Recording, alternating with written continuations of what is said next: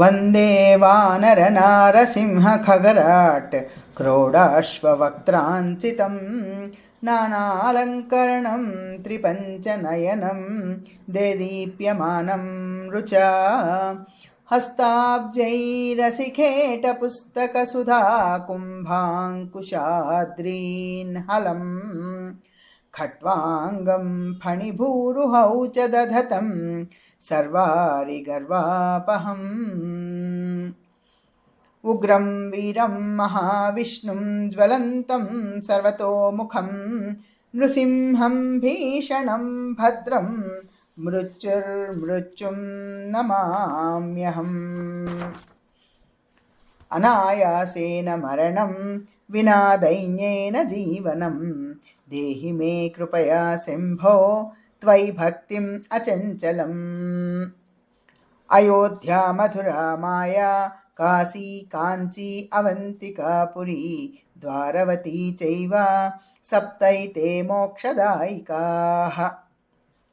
अहल्या द्रौपदी कुन्ती तारा मण्डोदरी तथा पञ्चकन्याः स्मरेन्नित्यं महापातकनाशनम्। मद्वयं भद्वयं चैव भ्रत्रयं वचतुष्टयम् अनापलिङ्गकूस्कानि पुराणानि पृथक् पृथक्। कर्पूरगौरं करुणावतारं संसारसारं भुजगेन्द्रहारं सदा वसन्तं हृदयारविन्दे भवं भवानी सहितं नमामि। जरत्कारुर्जगद्गौरी मानसा सिद्धयोगिनी वैष्णवी नागभगिनी शैवी नागेश्वरी तथा जरत्कारुप्रिया अस्तिकमाता विषहरेति च महाज्ञानयुता चैव सा देवी विश्वपूजिता। द्वादशैतानि नामानि पूजाकाले च यः पठेत् तस्य नागभयं नास्ति तस्य वंशोद्भवस्य च।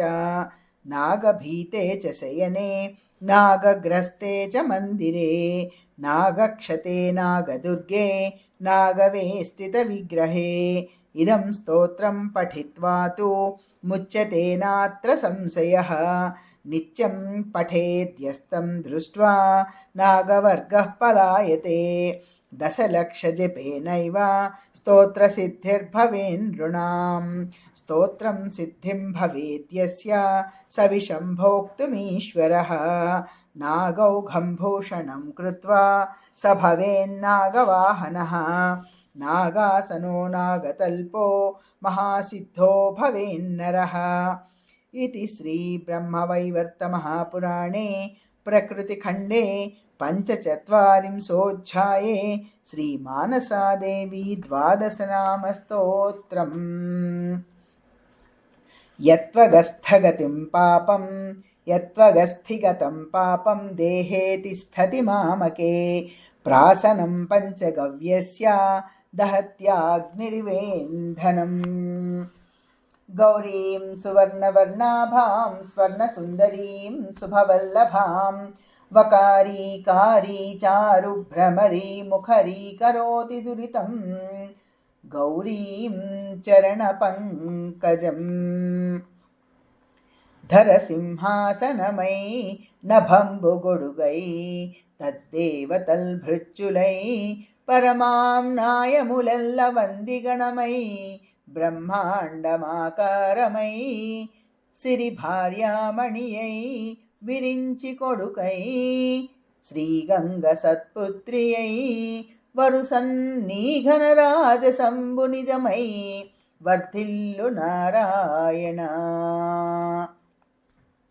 कस्तूरीतिलकं ललाटफलके वक्षस्थले कौस्तुभं नासाग्रे नवमौक्तिकं च करतले वेणुं करे कङ्कणं सर्वाङ्गे हरिचन्दनं च कलयं कण्ठे च मुक्तावळी गोपस्त्री परिवेष्टितो विजयते गोपालचूडामणि। जयंती मंगला काली भद्रकाली कपालिनी दुर्गा क्षमा शिवा धात्री स्वाहा स्वधा नमोऽस्तु ते।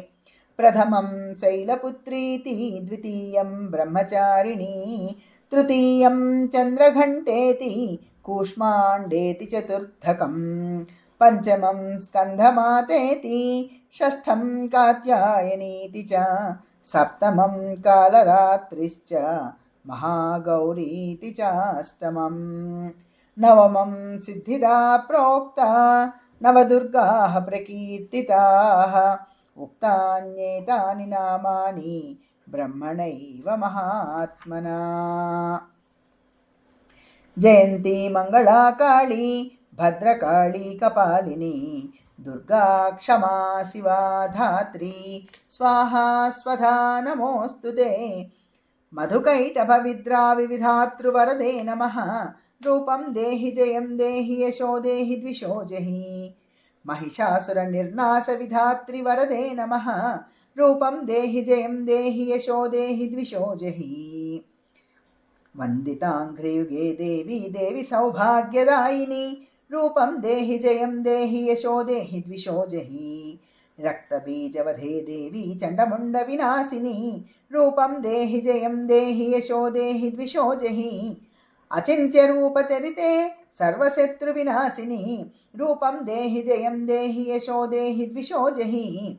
न तेभ्यः सर्वदा भक्त्या चण्डिके प्रणताय मे रूपं देहि जयं देहि यशो देहि द्विषो जहि।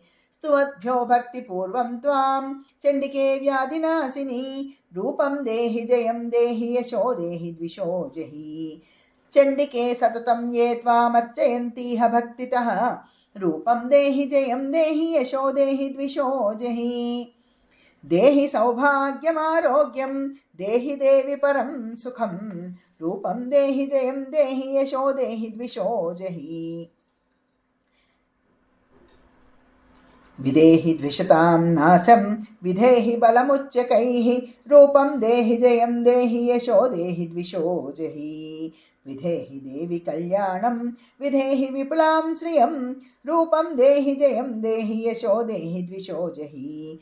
विद्यावन्तं यशस्वन्तं लक्ष्मीवन्तं जनं कुरु रूपं देहि जयं देहि यशो देहि द्विषो जहि। प्रचण्डदैत्यदर्पघ्ने चण्डिके प्रणताय मे रूपं देहि जयं देहि यशो देहि द्विषो जहि। चतुर्भुजे चतुर्वक्त्र संस्तुते परमेश्वरी रूपं देहि जयं देहि यशो देहि द्विषो जहि।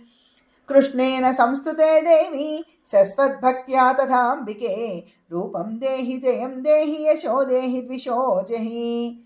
हिमाचलसुतानाथ पूजिते परमेश्वरी रूपं देहि जयं देहि यशो देहि द्विषो जहि।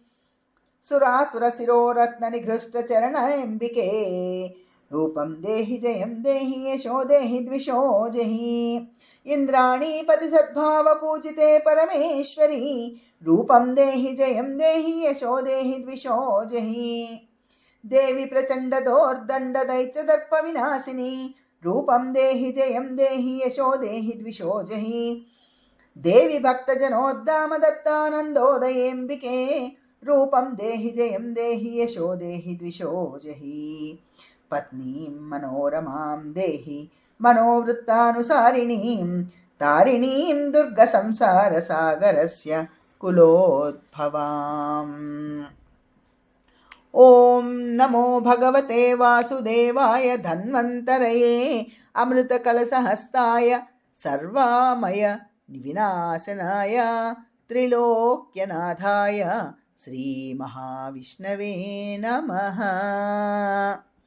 ॐ कार्तवीर्यार्जुनो नमः राजा बाहुसहस्रवान् तस्य स्मरणमात्रेण गतं नष्टं च लभ्यते।